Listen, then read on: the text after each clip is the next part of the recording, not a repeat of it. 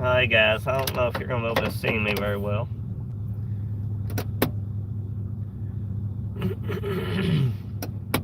But I'm leaving to work, so I just wanted to get this information out there for y'all.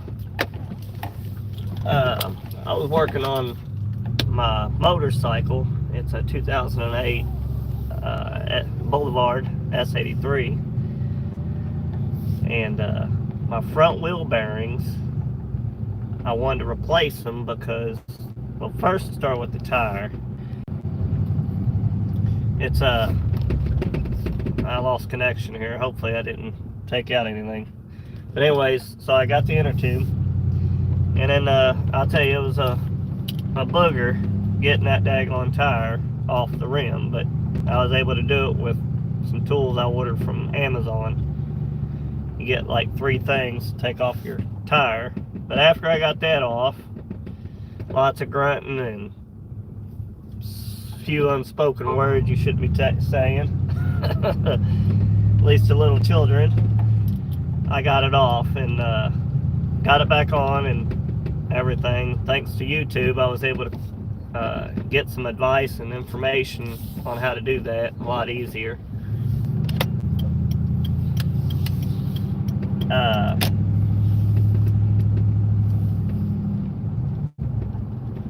always go to YouTube for different stuff to help out. Give me some ideas, bounce some things off whenever I'm struggling or having issues, because like what I'm doing today, you know, there's get ideas and help. But anyways, so I don't drag this out like I already am, I wanted to replace the bearings in the front. So I took my wheel off and got to looking at the bearings, and first thing I noticed was I didn't have no seals on either side of the bearings, on the outside bearings. And I was like, that's kind of odd.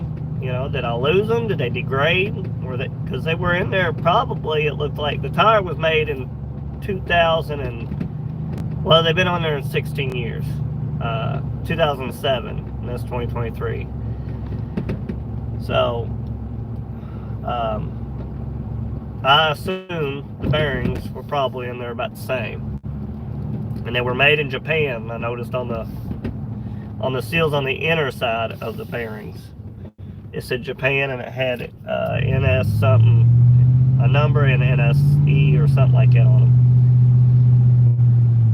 So I was like, well, they need change. At least one of them, I also put my finger in it and kind of rolled them around and everything.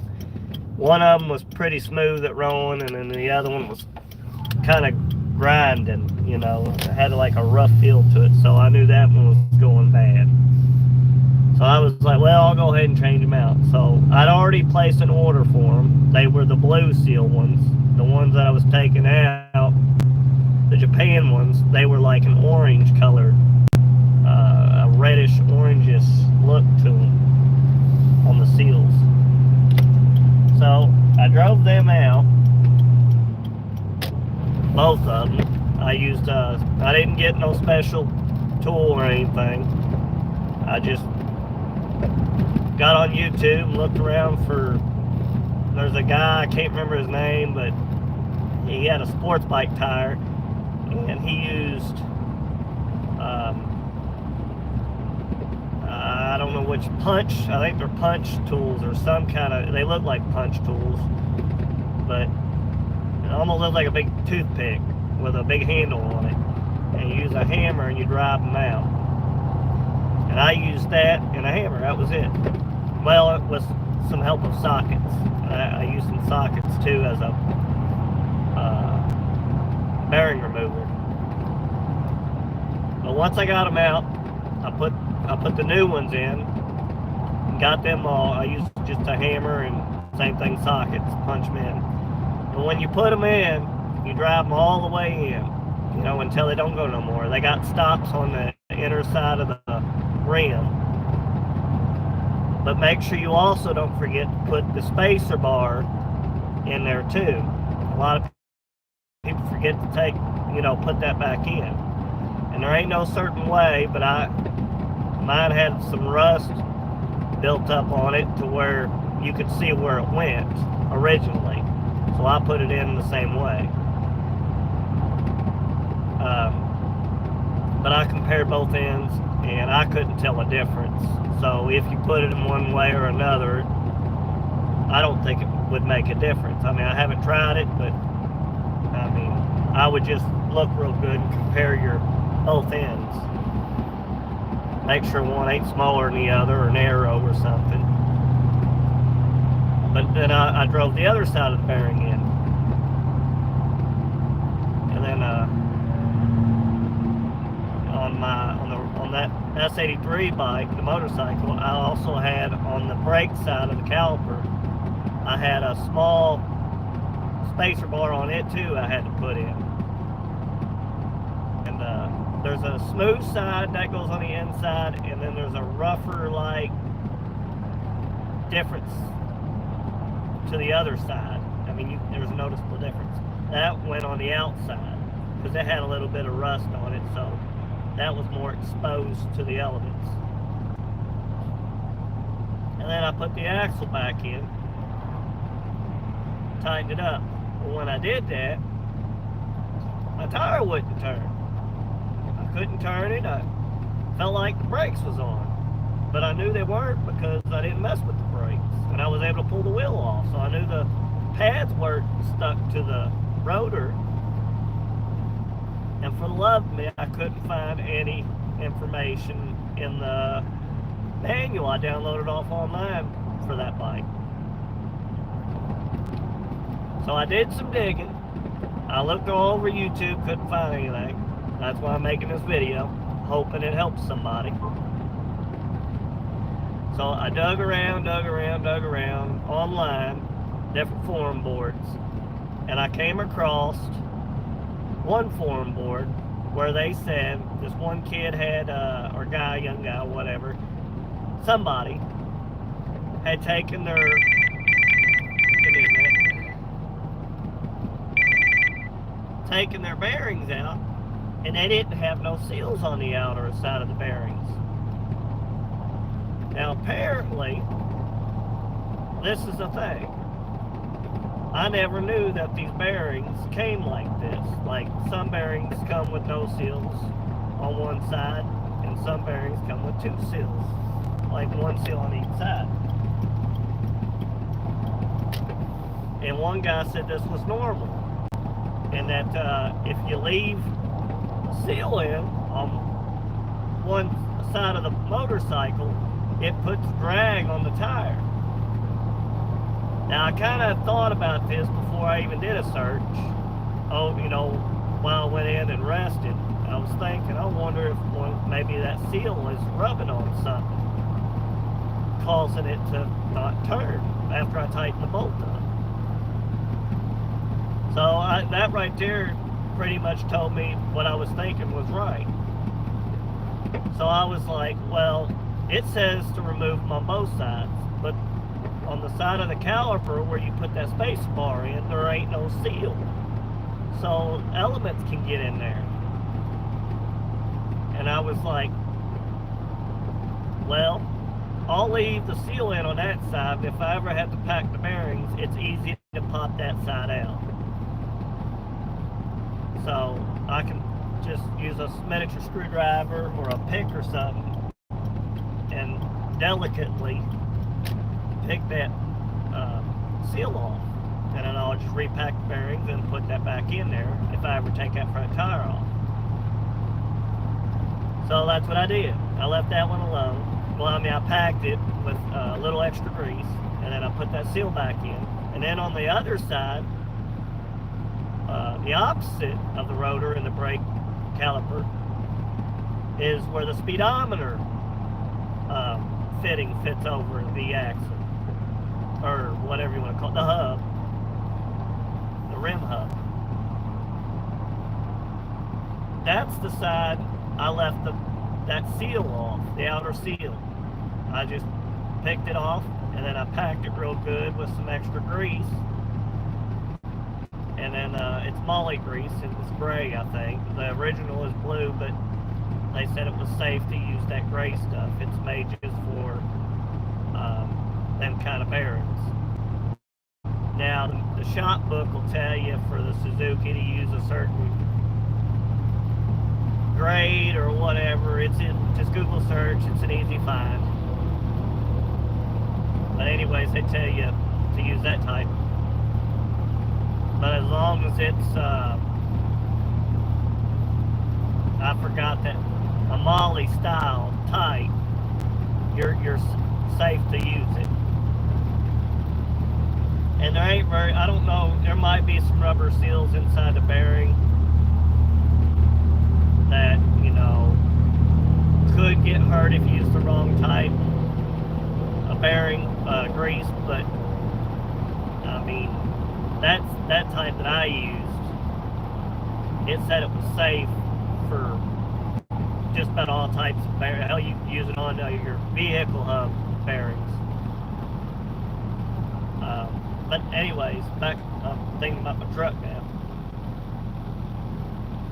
Anyways, I packed that and I left it off. Well, then I put the speedometer